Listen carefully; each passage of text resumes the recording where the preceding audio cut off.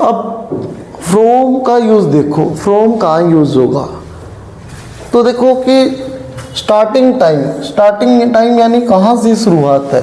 जो starting time है ना, कोई वर्क अपने काम स्टार्ट कर रहे हैं और जिस टाइम पर वो स्टार्ट किया है, जिस टाइम पर वो क्या किया है, स्टार्ट किया है, तो उससे पहले किसका यूज़ होगा, इससे पहले फ्रॉम का यूज़ होगा।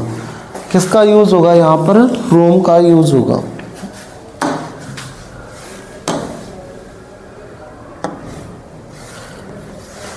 तो देखो, जब किसी स्थान, समय या बिंदु की शुरुआत बतानी हो, स्टार्टिंग पॉइंट बताना हो, कोई स्थान भी हो सकता है, कोई टाइमिंग भी हो सकती है, या कोई पॉइंट भी हो सकता है, तब किसका यूज़ होता है, फ्रॉम का यूज़ होता है। यानी कि from plus starting point, starting point होगा तो क्या यूज़ होगा, फ्रॉम। तो देखो जैसे आई केम फ्रॉम दिल्ली, यानी मैं दिल्ली से आया। कहाँ से आया हूँ मैं, स्टार्टिंग कहाँ से की मैंने, चला कहाँ से, मैं दिल्ली से चला। तो उससे पहले क्या यूज़ हो जाएगा, फ्रॉम यूज़ हो जाएगा। क्या यूज़ हो जाएगा उससे पहले, फ्रॉम। स्टार्टिंग कहाँ से की, मैं चला जब दिल्ली से चला, तो उससे पहले फ्रॉम यूज़ हो गया। ऐसे ही the train starts from Amritsar, यानी अमृतसर से चली है ना ट्रेन, तो उसका स्टार्टिंग पॉइंट बन गया, स्टार्टिंग पॉइंट बन गया। तो यहाँ भी क्या यूज़ हो जाएगा, फ्रॉम यूज़ हो जाएगा। ऐसे classes begin blank Monday, classes begin blank Monday, यानी क्लासेस है वो कब से स्टार्ट है, कब से स्टार्ट हुई है, मंडे से स्टार्ट हुई है। तो ये मंडे जो है ये स्टार्टिंग टाइम हो गया, स्टार्टिंग टाइम हो गया। तो यहाँ भी क्या यूज़ हो जाएगा, फ्रॉम यूज़ हो जाएगा।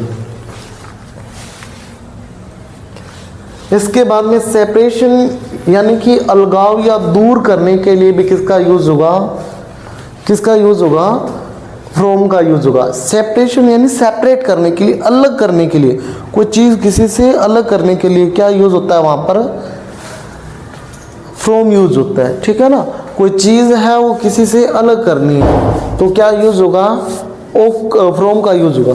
जैसे कि एग्जांपल देखो, कीप, स्टे या सेव आ जाए, ये वर्ड भी मिल जाए ना इसके अलावा आपको, तो भी इसके बाद क्या यूज़ करोगे आप, फ्रॉम यूज़ करोगे।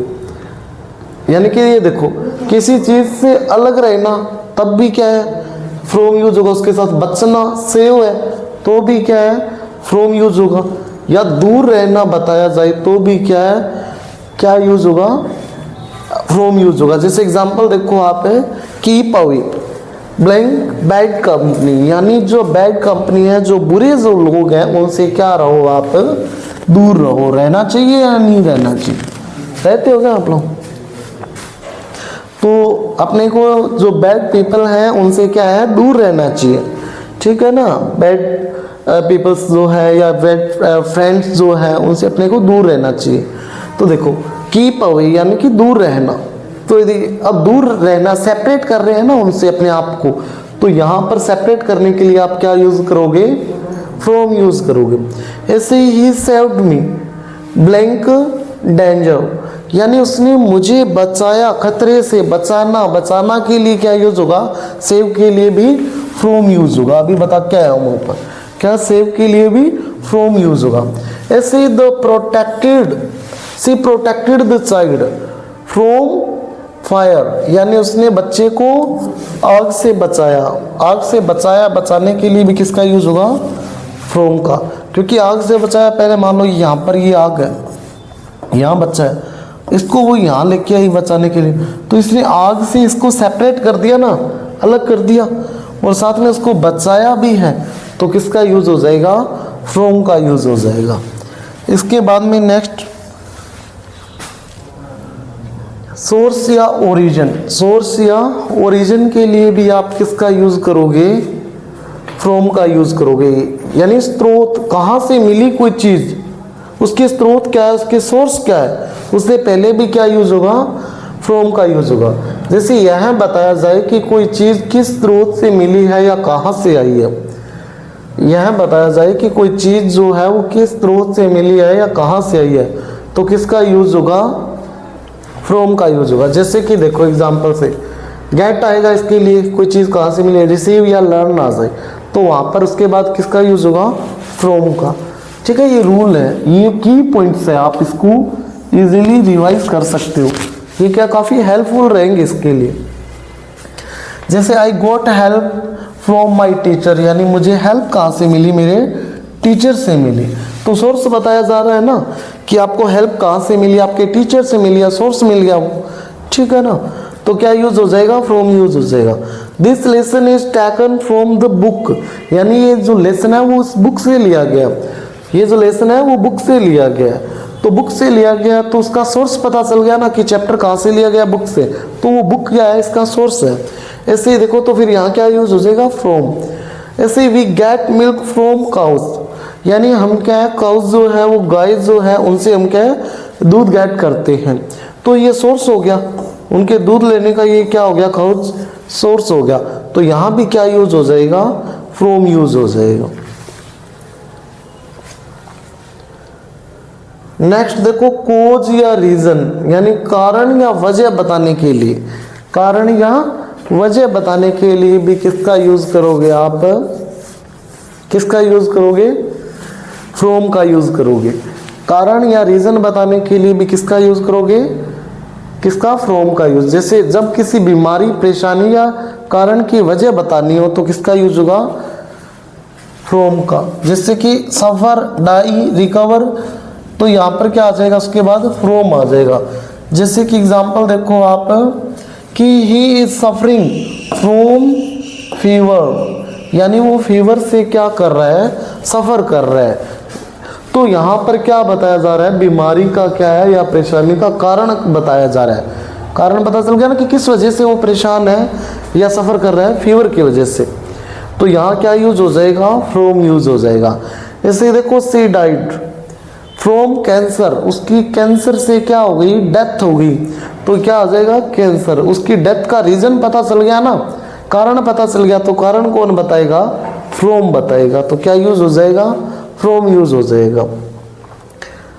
जैसे ही रिकवर्ड ब्लैंक इलनेस, ही रिकवर्ड ब्लैंक इलनेस, यानी कि वो बीमारी से क्या हो गया, रिकवर हो गया। किस वजह, किससे रिकवर हो गया, बीमारी से। तो वो परेशानी बताई है ना यहाँ पर, तो यहाँ क्या यूज हो जाएगा, फ्रॉम यूज हो जाएगा। क्या यूज होगा, जैसे रिकवर वर्ड आ गया ना, रिकवर वर्ड आएगा तो उसके लिए क्या यूज करोगे आप, फ्रॉम यूज करोगे। क्या यूज करोगे, फ्रॉम यूज करोगे।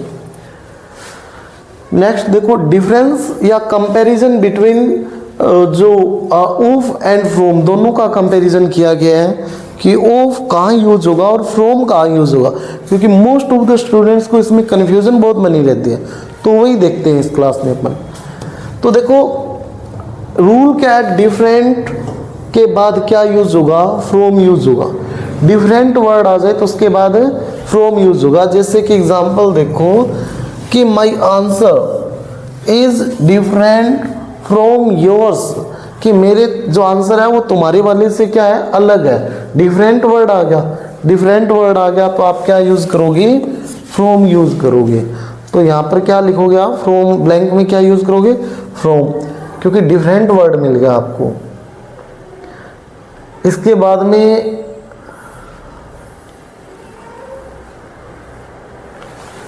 सेकंड में देखो this place is different from that one, यानी ये जो जगह है वो उस जगह से क्या है, डिफरेंट है, अलग है। तो डिफरेंट वर्ड मिलते क्या यूज करोगे, फ्रॉम यूज करोगे। तो यहाँ भी क्या आ जाएगा, फ्रॉम यूज हो जाएगा। ऐसे इंग्लिश इज डिफरेंट, इंग्लिश क्या है, डिफरेंट है। कौन सी लैंग्वेज से, हिंदी से। तो डिफरेंट की बात कर रहे हैं तो क्या यूज हो जाओगे, करोगे, फ्रॉम का, क्योंकि ये हिंदी से क्या डिफरेंट है। डिफरेंट वर्ड आते ही किसका यूज करोगे, फ्रॉम का।